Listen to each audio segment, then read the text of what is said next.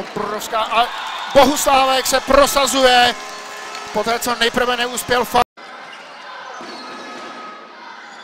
vůbec ustál ten souboj a tohle byla nádherná akce. Nádherná akce, kterou Papouš tady zůstal. Má volný prostor. Výtečně naběhl si před branku, kde byl úplně volný.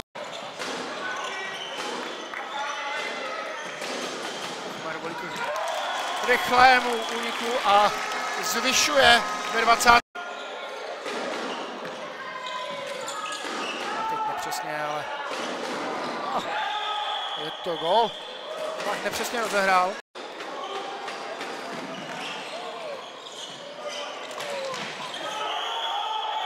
No a je to 2-4 rázem. Rýbak výborně zasáhl. Mohla z toho být šance 2-1. Místo toho se Biček dostal k Bohuslavu. Tady Jáškovi se zkontroloval časomíru. Rychle rozehrál. Frýba pálí. Bylo to skoro znovu ze střely. Chtěl ještě přenechat Bohuslávkovi. Hrozí na sebe teď šance. Bohuslávek našel Bachmajera. A je to 7-2.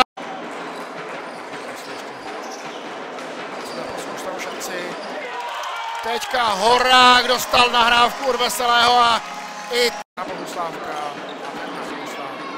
Začíná tradiční kolotoč, který končí brankou, když Bachmajer bude rozehrávat.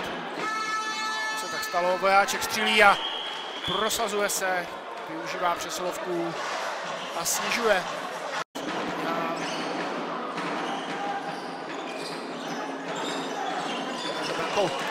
Ale tohle byla paráda. 10. gól.